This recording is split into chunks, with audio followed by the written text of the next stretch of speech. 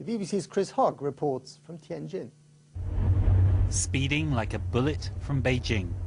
This journey's 3 times faster than it used to be. It's a glimpse of tomorrow. China's building the world's largest network of high-speed trains. The destination, Tianjin. Already one of China's biggest cities, it needs to grow. More and more people want to move here.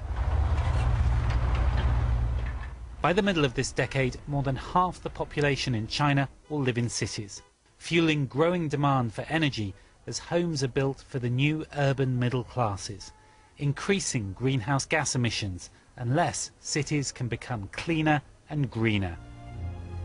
In 10 years, we will build an eco-city which is resource-saving, environment-friendly.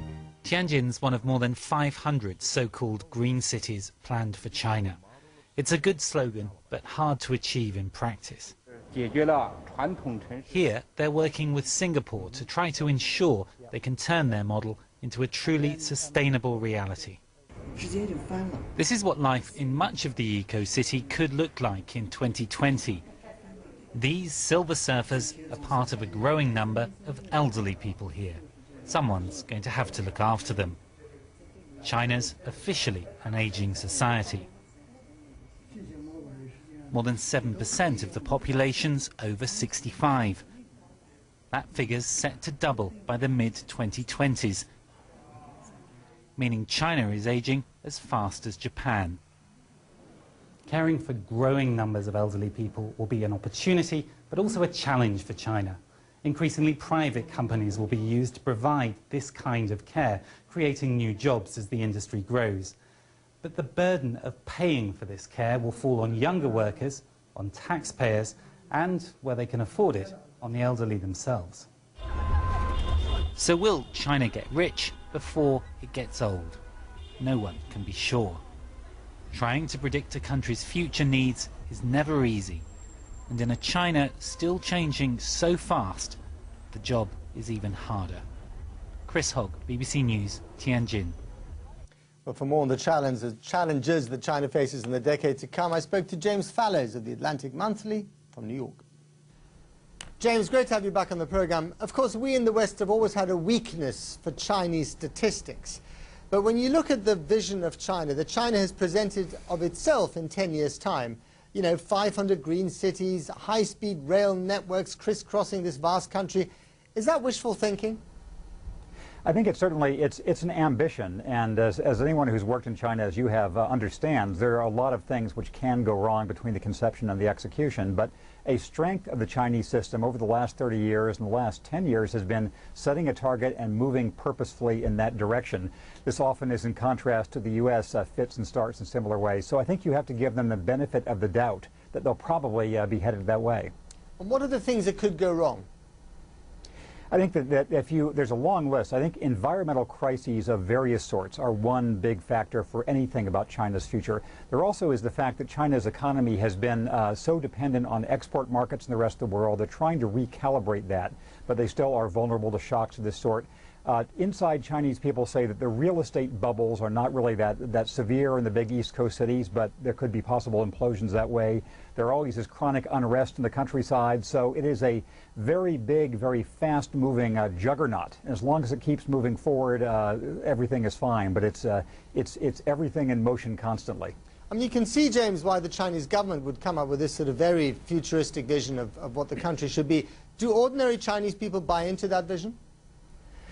In my experience, most people buy into the part of it which says, for my family, we're more likely to have an actual house 5 years from now than we are now. My children are likely, or my child is likely to get a job. I am likely to be able to pay for my medical care. So as it converts to circumstances for individual Chinese people, on balance over the last 30 years has been more positive than negative, and that is one of the uncertainties we talked about too. If the master plans seem to not be reaching the ordinary people, that would also be an impediment to their realization.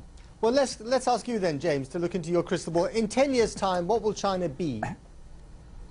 China, I think, will be a bigger, faster version of what it is now. It's already every contradiction contained in one. It has some of the most modern cities in the world and some very, very primitive people. It has people who are among the richest in the world and people who are among the poorest. So I think we'll see a more intense version of that.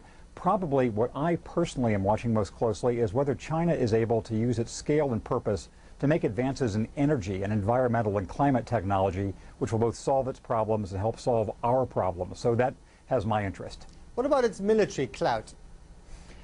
I think that is a lagging indicator. The gap between Western militaries, especially the U.S., and Chinese military capacities is so enormous that even though the Chinese rate of growth is large, there still is a long way to close. So it's possible that misunderstandings over Taiwan could become dangerous, other misunderstandings in the South China Sea area, but that is something that I would put lower on the list of things for the Western world to be actively concerned about.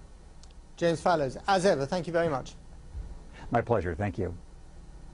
In its pragmatic search for markets and raw materials, China sometimes resembles the East India Company, which formed the mercantile foundation of the British Empire. Now, we're not suggesting for a moment that history will repeat itself under a different guise, but while the West has been agonizing about how to lift Africa out of poverty, China has been investing in it, big time.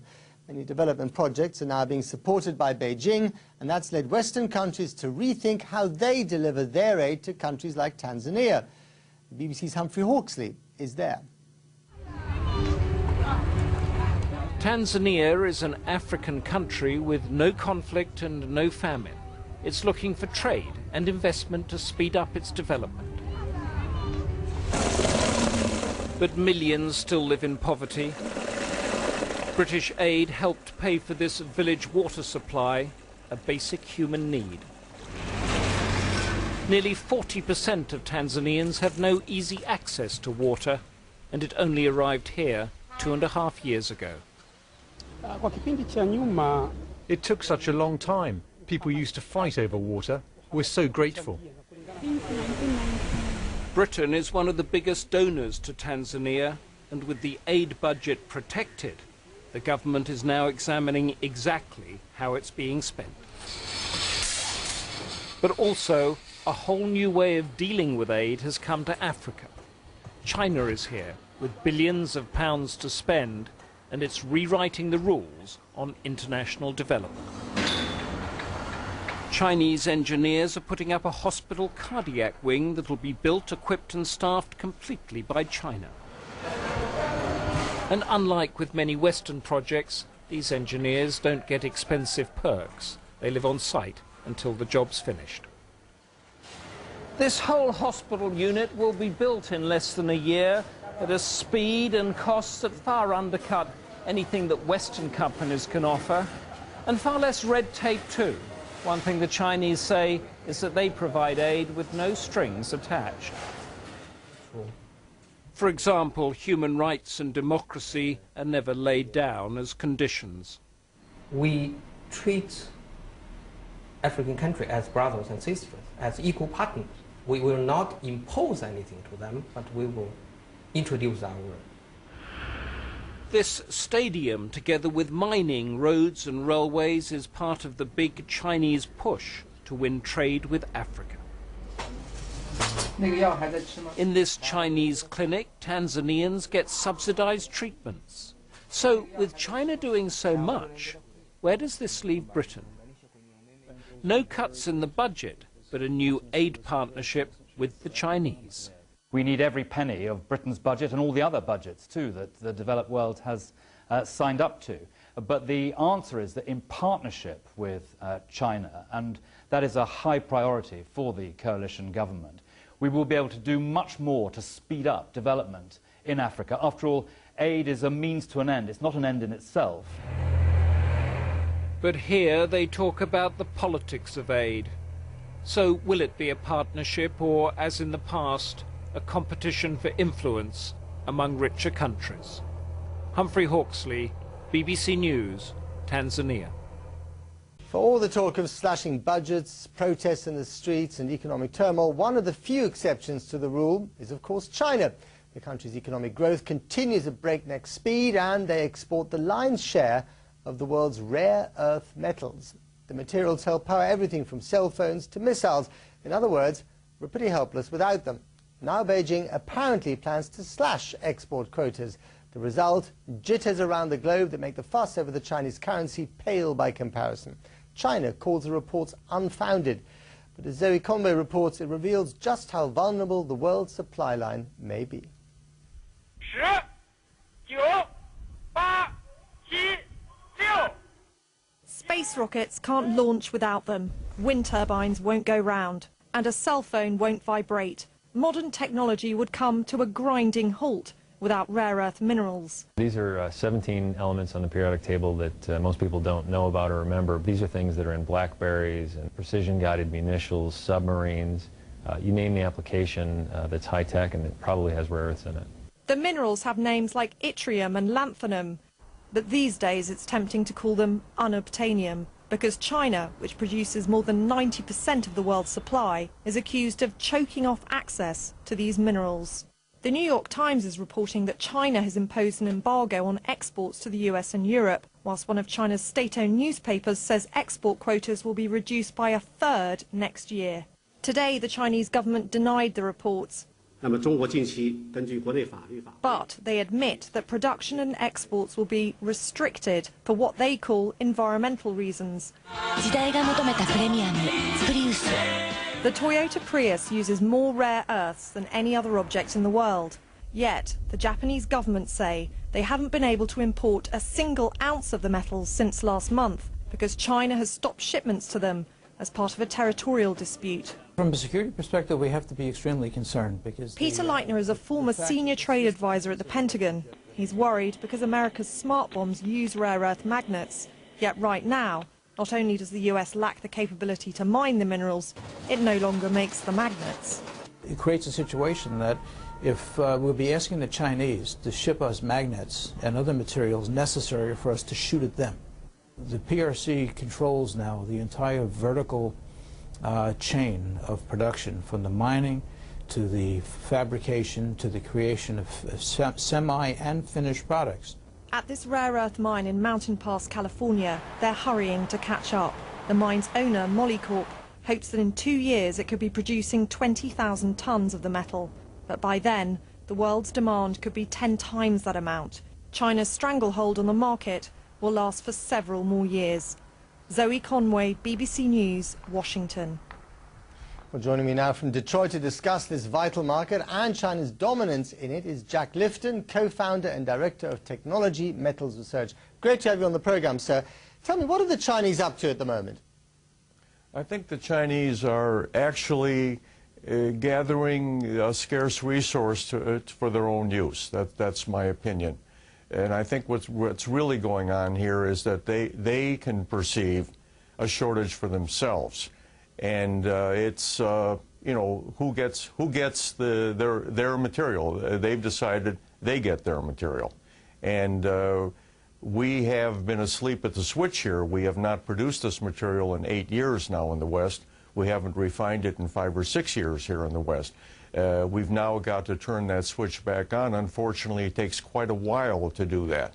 The mines you mentioned earlier might be producing in a couple of years the raw material, but to go from there to the metals and the alloys and the magnets could take several years more. You know, one thing I find really fascinating, and correct me if I'm wrong here, but I read that in Afghanistan, where after all we've made a considerable sacrifice in blood and treasure, it is the Chinese who are controlling, buying, purchasing rights to mines for rare earth metals, not us. Well, I think that's right, and it's sort of ironic, isn't it, that the Chinese are able to do this under the protection of NATO armies. It's absolutely amazing. And this has to do with people ignoring what's right in front of their face. But Jack, just to get back to the main point here, in your opinion, this is not about the Chinese holding the rest of the world to ransom. This is about them basically needing this stuff for themselves and not being able to sell it to other people as much as they were before. That's right. That's exactly what's happening here. And even with the Japanese, there's not a hint of kind of gunship diplomacy here, rare earth metal diplomacy? I think the Japanese and the Chinese are having a bit of a dispute about the natural resources under the sea. In areas of the sea they both claim to have sovereignty over. And I think that the Chinese have just now realized they have a cudgel they can use in this dispute, rare earths. Jack Clifton, fascinating stuff. Thank you so much. The BBC's Chris Hogg reports from Tianjin. Speeding like a bullet from Beijing. This journey's 3 times faster than it used to be. It's a glimpse of tomorrow. China's building the world's largest network of high-speed trains. The destination, Tianjin. Already one of China's biggest cities, it needs to grow. More and more people want to move here. By the middle of this decade, more than half the population in China will live in cities, fueling growing demand for energy as hope. Well, for more on the challenges that China faces in the decade to come, I spoke to James Fallows of the Atlantic Monthly from New York. James, great to have you back on the program. Of course, we in the West have always had a weakness for Chinese statistics. But when you look at the vision of China, that China has presented of itself in 10 years' time, you know, 500 green cities, high-speed rail networks crisscrossing this vast country, is that wishful thinking? I think it's certainly, it's an ambition, and as anyone who's worked in China, as you have, understands, there are a lot of things which can go. Increasingly private companies will be used to provide this kind of care, creating new jobs as the industry grows. But the burden of paying for this care will fall on younger workers, on taxpayers, and, where they can afford it, on the elderly themselves. So will China get rich before it gets old? No one can be sure. Trying to predict a country's future needs is never easy. And in a China still changing so fast, the job is even harder. Chris Hogg, BBC News, Tianjin. Homes are built for the new urban middle classes, increasing greenhouse gas emissions unless cities can become cleaner and greener. In 10 years, we will build an eco-city which is resource-saving, environment-friendly. Tianjin's one of more than 500 so-called green cities planned for China. It's a good slogan, but hard to achieve in practice. Here, they're working with Singapore to try to ensure they can turn their model into a truly sustainable reality. This is what life in much of the eco-city could look like in 2020. These silver surfers are part of a growing number of elderly people here. Someone's going to have to look after them. China's officially an aging society. More than 7% of the population's over 65. That figure's set to double by the mid-2020s, meaning China is aging as fast as Japan. Caring for growing numbers of elderly people will be an opportunity, but also a challenge for China.